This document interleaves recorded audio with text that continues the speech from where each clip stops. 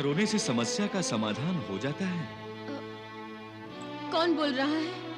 मैं आपकी अंतरात्मा हूं। मेरी अंतरात्मा? अभी अभी तो आपने स्वयं कहा राजकुमारी कि मैं आपकी आत्मा हूं।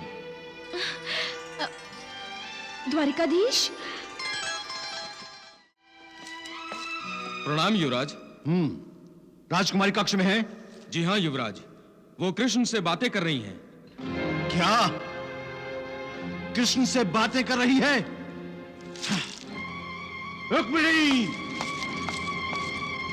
रुक्मिणी! रुक्मिणी! भैया, आप बैठिए ना। पहले मैं उस ग्वाले का वध करूंगा। कहां है वो? ये आप क्या कह रहे हैं भैया? वासुदेव श्री कृष्ण तो द्वारिका में होंगे, यहाँ कहाँ? वो यही है। प्रतिहारी ने मुझे सब कुछ बता दिया है। तुम मुझसे बातें कर रही थी। सच सच बताओ रुक्मिणी, कहां है वो? कहां है वो? सच सच बताओ, कहां छुपा रखा है तुमने उसे? अपने हृदय में। रुक्मिणी! भैया, आपको द्वारिकाधीश श्री कृष्ण से मिलना था तो मेरे कक्ष में आने का कष्ट क्यों किया आपने? उन्हें तो आप अपने कक्ष में भी मिल सकते थे। वो तो साक्षात ईश्वर हैं, पूरे संसार में व्याप्त हैं वो। मुझे भ्रमित मत करो रुक्मिणी। मैं उसे ढूंढ कर ही रहूंगा और सारे कुंडिनपुर के सामने उसे मृत्यु दंड दूंगा। मृत्यु दंड! ये आप ठीक नहीं कर रहे हैं भैया। परमात्मा की भक्ति की जाती है, उसका तिरस्कार नहीं किया जाता। है? वो ईश्वर नहीं, मायावी है, मायावी।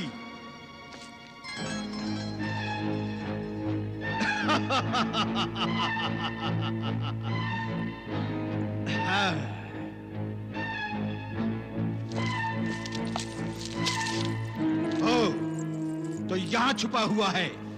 मुझे देखकर तुरंत मूर्ति बन गया, परंतु मैं इसे जीवित नहीं छोड़ूंगा।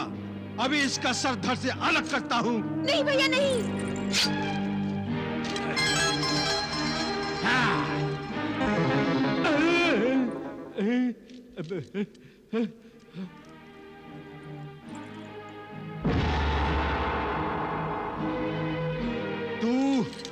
तू मुझसे माया कर रहा है। मैं तेरे इस मायावी रूप को ही नष्ट कर दूंगा, तेरी इस मूर्ति को ही नष्ट कर दूंगा। हाँ। द्वारकाधीश का अपमान मत कीजिए, द्वारकाधीश का अपमान मत कीजिए।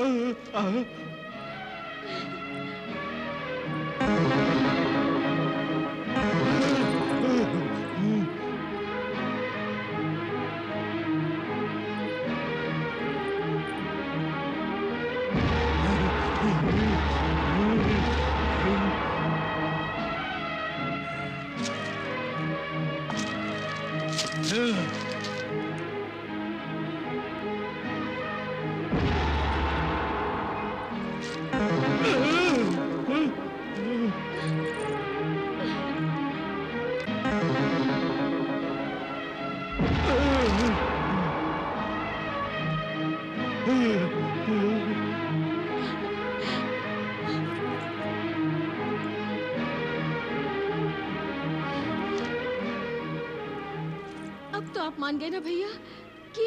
हाँ, मान गया हूं रुक्मिणी, परंतु अब तुम्हारा विवाह शिशुपाल से ही होगा, शिशुपाल से ही। हाँ।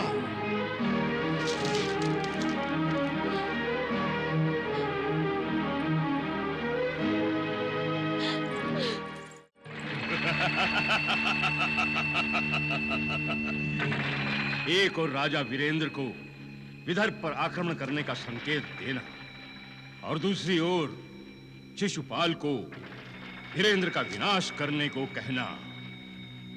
महामंत्री, आपकी ये कूटनीति तो सफल हुई, परंतु हम जो चाहते थे वो नहीं हुआ। हम जो चाहते हैं वो हो गया। मैं समझा नहीं महाराज, शिशुपाल ने वीरेंद्र का विनाश तो कर दिया। हाँ,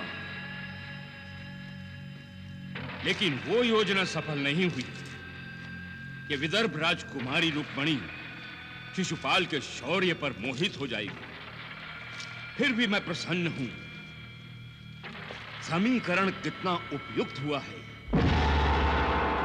रुक्मिणी शिशुपाल को नहीं चाहती, वो कृष्ण को चाहती है, जो मेरा शत्रु है। शिशुपाल के मन में रुक्मिणी के प्रति आकर्षण उत्पन्न हो गया है। इसलिए कृष्ण से रुक्मिणी का विवाह होना सुन उसके हृदय में द्वेष की अग्नि भड़क उठी है। अर्थात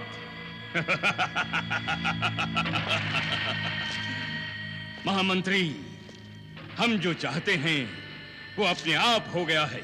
तो क्या विदर्भ राजकुमारी ने शिशुपाल से विवाह की ना कर दी है? महामंत्री, रुक्मिणी की नाव शिशुपाल के अहम से टकरा चुकी है। एक योद्धा शत्रु के शस्त्र प्रहार सहन कर लेता है, वो अपनी पराजय भी स्वीकार कर लेता है, किंतु एक नारी की नाव योद्धा के लिए मृत्यु से भी अधिक घातक होती है।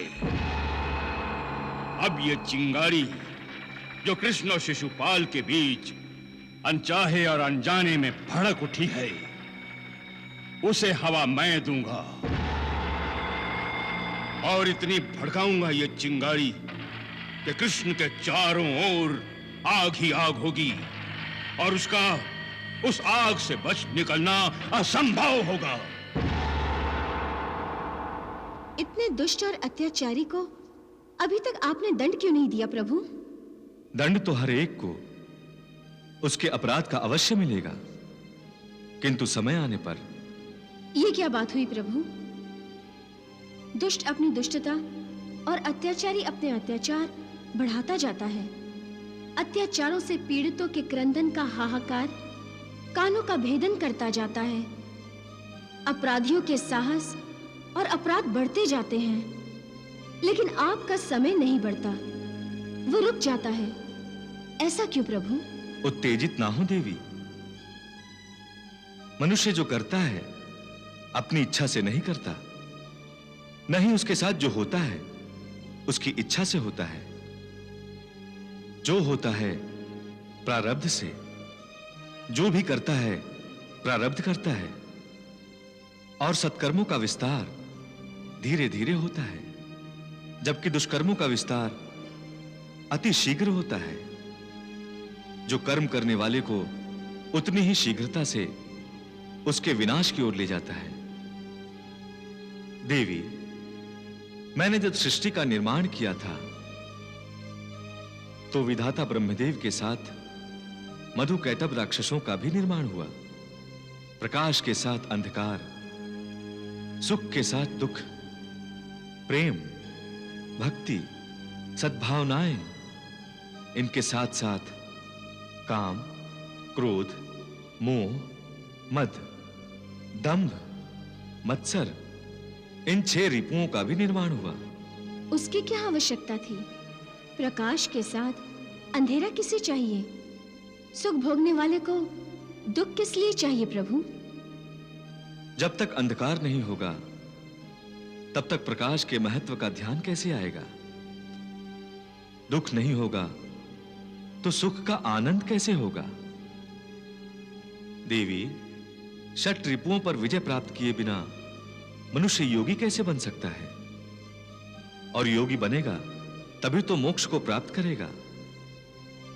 मेरे श्री कृष्ण अवतार का एक उद्देश्य यह भी है देवी, मैं योगेश्वर बनकर अपने आचरण से मनुष्य को योग का साक्षात्कार करवाऊंगा। मैं बताऊंगा कि जैसे मैं दुख सुख से परे हूं, तुम भी बनो। जैसे मैं स्थित प्रज्ञ हूं, वैसे तुम भी बन सकते हो। देवी, शिशुपाल, दंतवक्र, जरासंध और रुक्मी जैसे अनाचारियों को मैं अवसर देता हूं, किंतु ये मेरे संकेत को समझना ही नहीं चाहते और स्वयं अपने आप के शत्रु बन जाते हैं। दंतवक्र, मैं नहीं चाहता कि रुक्मिणी का विवाह कृष्ण से हो। नहीं होगा काकाश्री। रुक्मिणी का विवाह शिशुपाल के साथ ही होगा। कौशल नरेश की पुत्री राजकुमारी कौशल्या का स्वयंवर रचाया जा रहा है। शिशुपाल को मेरा आदेश दो, वो स्वयंवर में उपस्थित हो। यदि राजकुमारी कौशल्या से उसका विवाह हो जाता है तो बलवान कौशल देश केटी देश का मित्र हो जाएगा। आपके आदेश का पालन होगा काकाश्री। प्रणाम।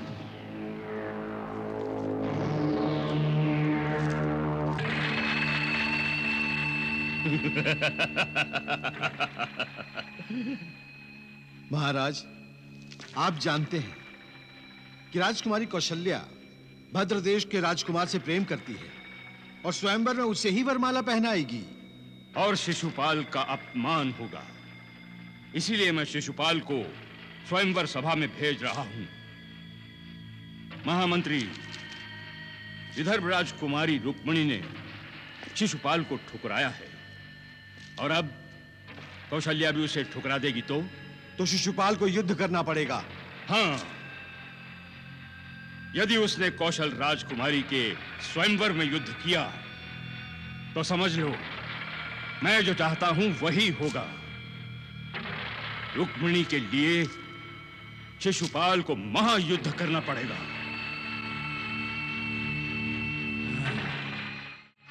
इस स्वयंवर सभा में उपस्थित राजाओं और राजकुमारों का स्वागत है। मेरी पुत्री राजकुमारी कौशल्या जिसे वरमाला पहनाएगी उसी भाग्यशाली से ही उसका विवाह होगा।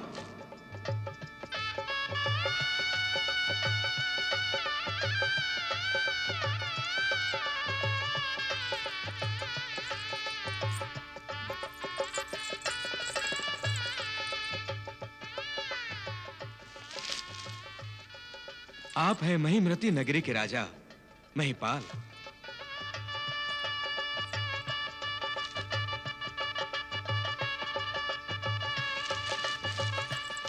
आप हैं राजनगर के राजा राजेंद्र सिंह।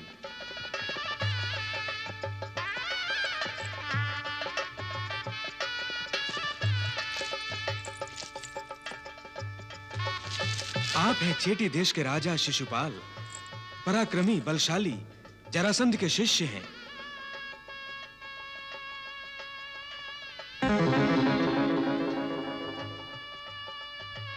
क्षमा कीजिए युवराज चेटी देश, मैं आपसे नहीं द्वारिकाधीश श्री कृष्ण से विवाह करना चाहती हूँ।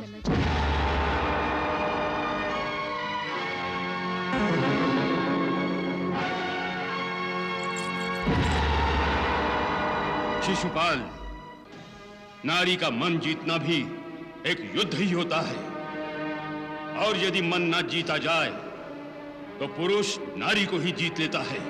उसे महायुद्ध कहते हैं।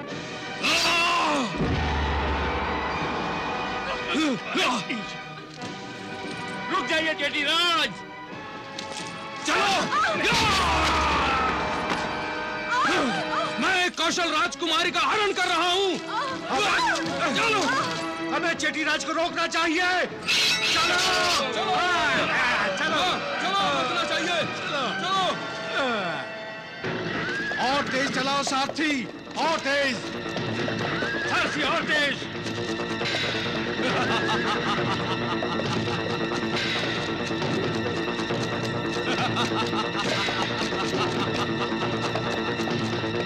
रुक जाओ कायर,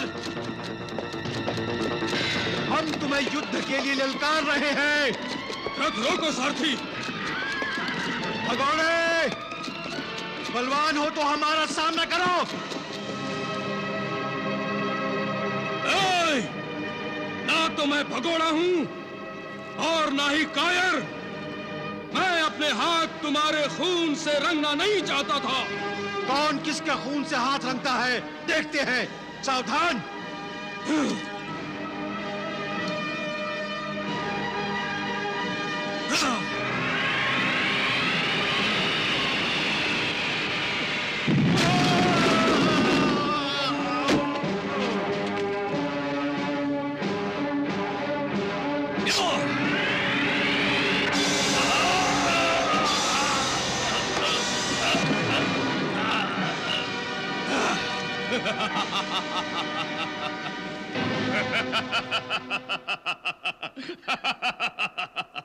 शिशुपाल ने कौशल राजकुमारी का स्वयंवर सभा से हरण कर लिया। बात बन गई महामंत्री, बात बन गई। अंततः रुक्मिणी द्वारा किया गया अपमान रंग लाया और हमने जो पांसा फेंका था वो सीधा गिरा और हम ये द्यूत क्रीड़ा जीत गए। अब शिशुपाल विदर्भ राजकुमारी रुक्मिणी का विवाह कृष्ण के साथ कदापि नहीं होने देगा। अब महायुद्ध होगा महामंत्री, महायुद्ध। और हम इस महायुद्ध में कृष्ण के विरुद्ध शिशुपाल की सहायता करेंगे। कन्हैया, बुआ श्रुति और फूफा श्री दमघोष ने तो वानप्रस्थ आश्रम स्वीकार कर लिया था, फिर उन्होंने हमें क्यों बुलाया है?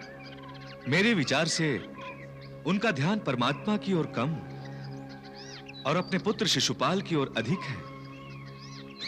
अवश्य ही शिशुपाल के कारण उन्होंने हमें यहां बुलाया है। चलें दाऊ भैया।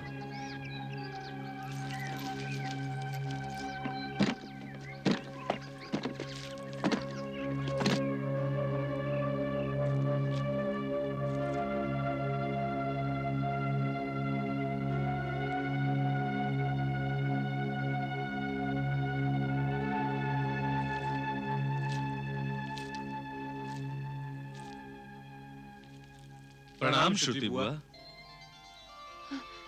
तुम आ गए वासुदेव। आप आदेश करें और हम उसका पालन न करें, ऐसा कभी हुआ है बुआ?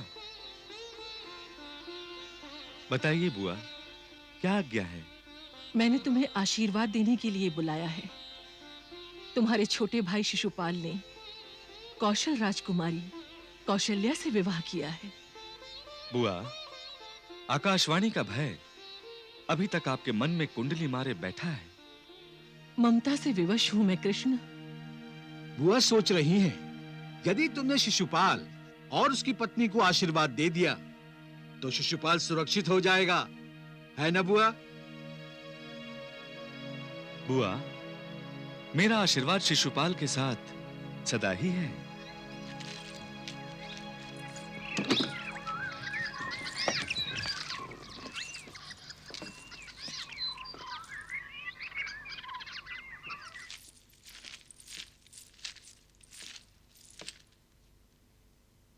प्रणाम माताश्री। सौभाग्यवती भव।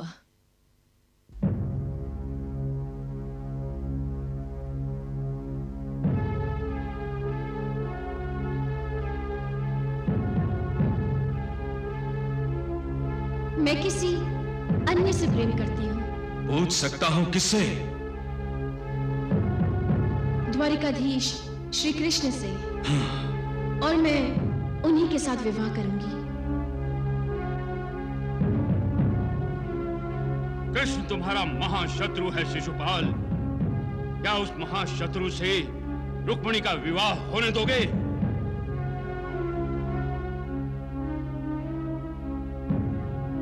जन्म से ही तुम चतुर्भुज और त्रिनेत्रधारी थे, परंतु उस मायावी कृष्ण ने तुम्हारे अतिरिक्त 2 हाथ और तीसरा नेत्र मिटा दिए। तुम उससे अधिक शक्तिशाली हो, ये जानकर उसने ये झूठी बात फैला दी कि वो तुम्हारे 100 अपराध क्षमा कर देगा, परंतु उसके पश्चात वो तुम्हें मृत्यु दंड देगा। कृष्ण तुम्हें मृत्यु दंड देगा। कृष्ण तुम्हें मृत्यु दंड देगा।